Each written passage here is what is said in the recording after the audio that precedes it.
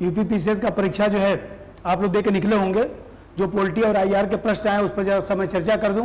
ये question number 4 जो आया हुआ है, इस क्वेश्चन नंबर 4 में देखिए, ये जो है ये पहला कथन लिखा है राष्ट्रपति संसद का भाग है, तो राष्ट्रपति संसद का भाग है। आप जानते हैं कि अनुच्छेद जो है 79 में स्पष्ट रूप से लिखा हुआ है कि संसद के गठन की बात की जो की गई है उसमें जो है संघ के लिए एक संसद होगी और राष्ट्रपति और दोनों सदनों से मिलकर जो है संसद बनेगा। इसका मतलब कि राष्ट्रपति प्लस लोकसभा और राज्यसभा मिलकर जो है संसद बनती है, तो ये कथन सही है। संसद के दोनों सदनों द्वारा पारित विधेयक राष्ट्रपति की सहमति के बिना कानून नहीं बन सकता, तो कानून बनने के लिए लोकसभा राज्यसभा से पारित होना चाहिए, उसके बाद राष्ट्रपति का हस्ताक्षर होना चाहिए, तो यह भी कथन सही है। इसीलिए तो राष्ट्रपति को संसद का भाग माना जाता है, क्योंकि संसद जो विधायिका है वो कानून बनाने वाली संस्था है और कानून बनाने में राष्ट्रपति की भी भूमिका है। इसलिए दोनों कथन सही है और व्याख्या भी करेगा, तो इसका आंसर क्या हो जाएगा? इसका आंसर जो है वह व्याख्या भी करेगा। अब जैसा ये दूसरा प्रश्न जो क्वेश्चन नंबर 11 जो सी बुकलेट है, उसी बुकलेट को मैं देखा हूं, तो उसी के अनुरूप जो है हम लोग इसको सॉल्व कर रहे हैं। तो आप देख रहे हैं कि लिखा है कि उच्चतम न्यायालय को यह शक्ति प्रदत्त है कि वह बंदी, प्रत्यक्षीकरण, परमादेश, प्रतिषेध, अधिकार परीक्षा, उत्प्रेषण रिट की मूल अधिकारिता को लागू करने के लिए समुचित हो उस रिट का प्रयोग कर सकती है। तो आप जानते हैं कि अनुच्छेद 32 के तहत जो है वो देखा जाए तो सुप्रीम कोर्ट को मूल अधिकार के संदर्भ में रिट जारी करने का अधिकार दिया गया है। तो आप लोग अनुच्छेद 32 पढ़ते हैं तो 32(2) में जो है स्पष्ट रूप से ये बात लिखा गया है और दूसरी तरफ यह भी लिखा गया कि संसद चाहे तो लोअर कोर्ट को भी रिट जारी करने की शक्ति प्रदान कर सकता है। तो लोअर कोर्ट को रिट जारी प्रदान करने की शक्ति दे सकता है, तो संसद को अधिकार है कि वह कानून बना सकता है कि अन्य न्यायालय को अपनी अधिकारिता स्थानीय सीमाओं के भीतर उच्चतम न्यायालय द्वारा दी गई इन शक्तियों का प्रयोग कर सकता है। तो यह भी बात सही है।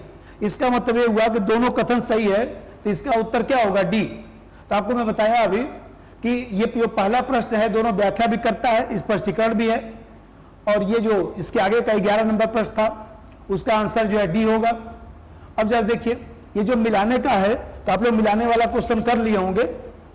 324 क्या है? ये निर्वाचन आयोग है। 315 क्या है? तो लोक सेवा आयोग है। 280 क्या है? तो वित्त आयोग है। और 338 क्या है? तो 338 जो है वह राष्ट्रीय अनुसूचित जाति आयोग है। और फिर आप लोगों को मैं जब पढ़ाया था तो बताया था 338 का क्या है? एसटी आयोग है। और एसटी आयोग कब जोड़ा गया था? 89वां संविधान संशोधन 2003 द्वारा। और फिर इसी में 338 ख है, तो 338 ख जो है वो 102वां संविधान संशोधन द्वारा जो है इसमें ओबीसी आयोग है।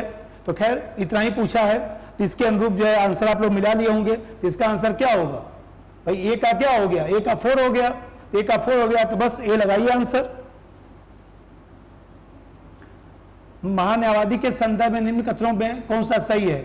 महान्यायवादी के पद पर ऐसे व्यक्ति की नियुक्ति होगी जो उच्चतम न्यायालय का न्यायाधीश नियुक्त होने के लिए अर्हित है। सही बात है भाई। महान्यायवादी जो आप लोग पढ़ाया था तो वही तो व्यक्ति बन सकता है जो सुप्रीम कोर्ट का जो है जज नियुक्त होने की योग्यता रखता हो। राष्ट्रपति उसकी नियुक्ति करता है और प्रसाद पर्यंत पद धारण करता है और राष्ट्रपति उसका वेतन निर्धारित करता है। वह समितियों का सदस्य बन सकता है लेकिन मतदान नहीं कर सकता। ये समय आपको पढ़ाया था। तो महान्यायवादी को उसके पद से उसी प्रक्रिया द्वारा हटाया जा सकता है जैसे उच्चतम न्यायालय के न्यायाधीश को। ये गलत होगा। क्यों?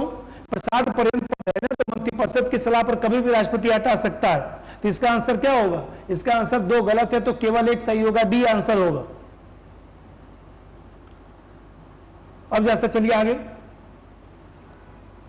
भारत के एक राज्य में विधान परिषद के गठन के संदर्भ में कौन सा कथन सही है? एक विधान परिषद में उस राज्य की विधानसभा की कुल संख्या 1/3 से अधिक नहीं होनी चाहिए। तो आप लोगों को बताया था विधानसभा की संख्या गुणे 3 या 40, जो भी अधिक हो। आप लोग के कॉपी में लिखा भी था जो भी अधिक हो। ये बताइए, ये कथन तो 1/3 से अधिक नहीं होना चाहिए, सही है। और एक राज्य की विधान परिषद में कम से कम 40 सदस्य होना चाहिए, तो यह भी सही है क्योंकि 40 से कम नहीं होना चाहिए। तो 40 से कम नहीं होना चाहिए। तो आप जानते हैं कि जैसे आप लोग पढ़ते होंगे कि इसमें जो है अनुच्छेद जो है ज्यादा देखने के लिए अनुच्छेद 171 आप देख सकते हैं। स्पष्ट रूप से ये बात लिखा गया है। तो आप देख रहे हैं कि यहां पर जो है वो दोनों कथन सही है, 1 और 2 दोनों आंसर होगा। भारत के उपराष्ट्रपति के निर्वाचन जिसे उच्चतम न्यायालय द्वारा शून्य घोषित किया गया है के संदर्भ में निम्न में से कौन सा कथन सही है? अब जैसा बताइए, उपराष्ट्रपति के रूप में इस प्रकार की घोषणा से पूर्व उसके द्वारा किए गए कार्य विधिमान्य होंगे। तो अनुच्छेद जो है, जो अनुच्छेद जैसे मैं बताया कि इसका अनुच्छेद जो है 71 है, तो आप लोग जो है ज़्यादा जानकारी के लिए 71 देख सकते हैं। तो 71 में स्पष्ट रूप से लिखा गया कि उपराष्ट्रपति जो है पहले जो कार्य कर चुका है या जिस दिन उसको हटाया जाता है उस दिन भी जो कार्य करेगा सब विधिमान्य होगा। तो इसका मतलब यह है कि ये लिखा है दूसरा कथन के उपराष्ट्रपति के रूप में इस प्रकार की घोषणा होने के दिन उसके द्वारा किए गए कार्य विधि मान्य नहीं होते हैं, तो ये गलत हो जाएगा, मान्य होते हैं। इसका मतलब यह हुआ कि केवल एक सही होगा इसमें। अब जैसा चलिए निम्नलिखित घटनाओं पर विचार करें, सही कालानुक्रम सबसे पहले से लेकर आखिरी तक गतिविधियों को रखें, ये बताइए। अब यहीं पर लिख देता हूं, प्रारूप समिति कब बनाया गया था बताइए? 29 अगस्त 1947 भारतीय संविधान को अंगीकृत और अधिनियमित और आत्मर्पित कब किया गया था? 26 नवंबर 1949। भारतीय संविधान के प्रवृत्त होने का मतलब लागू होने का तारीख क्या है? तो लागू होने का तारीख जो है वह 26 जनवरी 1950। और संविधान सभा की प्रथम बैठक तो खूब आप लोग रटे होंगे 9 दिसंबर 1946। तो बस इसी को क्रम अपना सेट कर लीजिए। तो इसी को क्रम सेट करेंगे तो क्या आ जाएगा? पहले 4 आ जाएगा, फिर इसके बाद 1 आएगा, फिर 2 आएगा, फिर इसके बाद 3 आएगा। ये होगा आंसर। पहले 4 आएगा ना, संविधान सभा की बैठक पहले, फिर इसके बाद ये, फिर इसके बाद 2 नंबर, फिर इसके बाद 4 नंबर, लागू होने की तारीख सबसे बाद में। अब जैसा चलिए निम्नलिखित में से कौन सा सही सुमेलित नहीं है? खूब आप लोगों को टेस्ट पेपर भी दिया थे, बताइए। अधिकरण, अधिकरण जो है 14 क में है ना, 11 में थोड़े ना है। तो कौन सा सही नहीं है तो यही लगाइए, कौन सा सही नहीं है तो फिर इसी को लगाइए। अब जैसे देखिए पंचायतों के समस्त चुनाव का संचालन करता है तो कौन करेगा? राज्य निर्वाचन आयोग। आप लोगों को बताया था कि ये जो भारत का निर्वाचन आयोग है, भारत का निर्वाचन जो आयोग है, तो निर्वाचन आयोग जो है लोकसभा, राज्यसभा, राष्ट्रपति, उपराष्ट्रपति या इसी प्रकार से विधानसभा, विधान परिषद, ये सब चुनाव कराता है।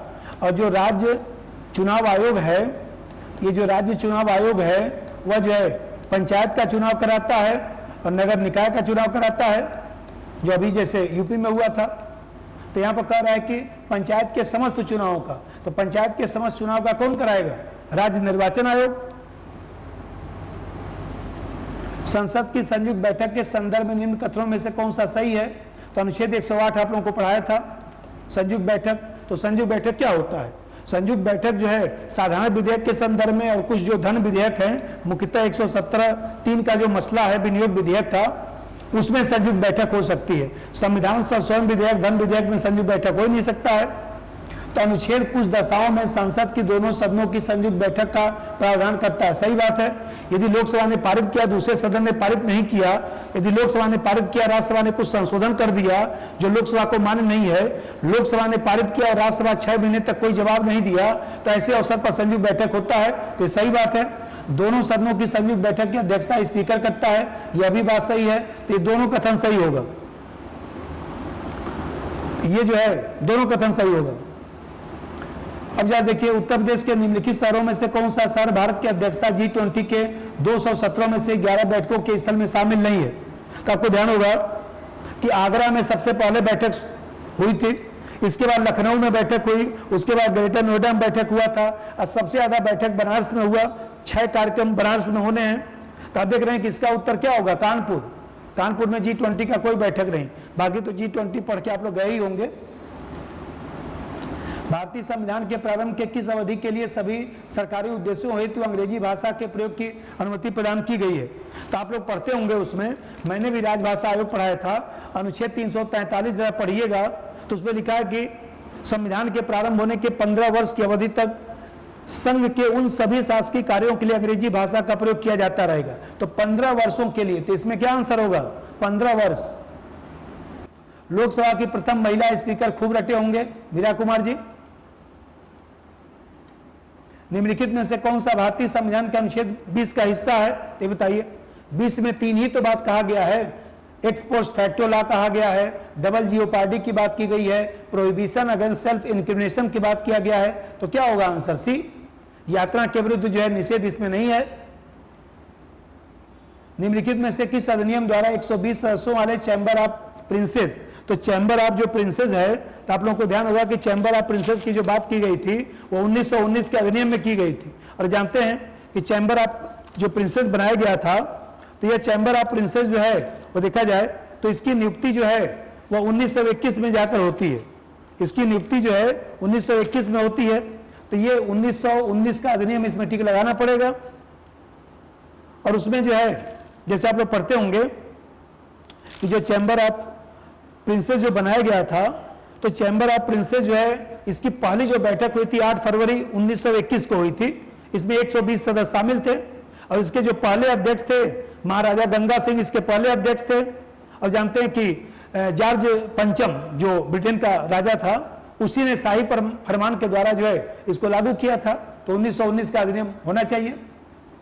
अब जरा देखिए, किसी राज्य की सीमा बदलने की सिफारिश राष्ट्रपति संसद को देता है। इसके लिए राष्ट्रपति संबंधित राज्य के विधानमंडल द्वारा उस प्रस्ताव विचार एक खास अवधि के भीतर प्राप्त करता है। सही बात है, किसी राज्य की सीमा बदलने की सिफारिश राष्ट्रपति संसद को देता है।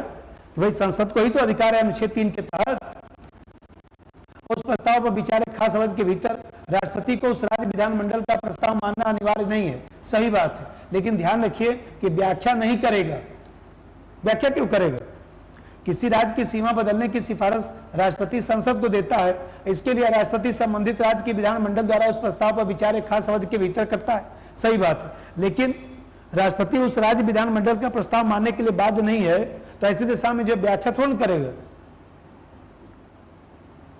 संसद के सचिवालय में पदों के संदर्भ में निम्न कथनों पर विचार करें। तो आप लोग पढ़ते होंगे कि यहां पर जो है जो 95 जो क्वेश्चन था, इस 95 क्वेश्चन में जो है वो देखा जाए तो कहा गया है, जो इसका अनुच्छेद है आप लोग पढ़ने के लिए जानकारी के लिए पढ़ लीजिएगा, अनुच्छेद 98।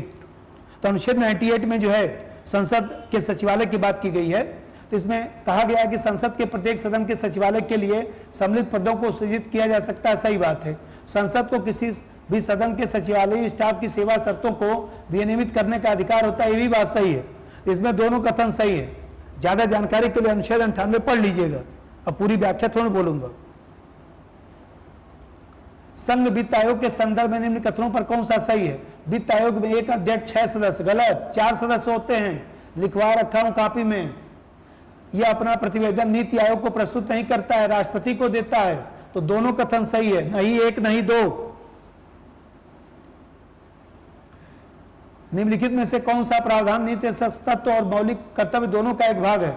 तो यहां पर पर्यावरण का संरक्षण ही टिक लगाना पड़ेगा, क्योंकि पर्यावरण का संरक्षण जो है जो डीपीएसपी है, तो डीपीएसपी में 48 कौन में है? ए में है, और फिर एफडी में भी है। तो यहाँ पर प्राकृतिक पर्यावरण नहीं लिखा है, पर्यावरण लिखा है। तो पर्यावरण का संरक्षण प्राकृतिक पर्यावरण मूल कर्तव्य में लिखा गया है, और बाकी जो पर्यावरण की बात उसमें की गई। चूंकि पर्यावरण लिखा है तो यही आंसर होगा। अभिभावक बच्चों को शिक्षा के अवसर दिलाएगा, वो एफडी में तो है, लेकिन आप जानते हैं कि उसमें परिवर्तन हो गया है। भाई एफडी में राज्य के लिए निर्देश है ना, एफडी में अभिभावक के लिए थोड़ी निर्देश है। तो मेरे समझ से भी ही आंसर होना चाहिए, ज्यादा एक्यूरेट होगा।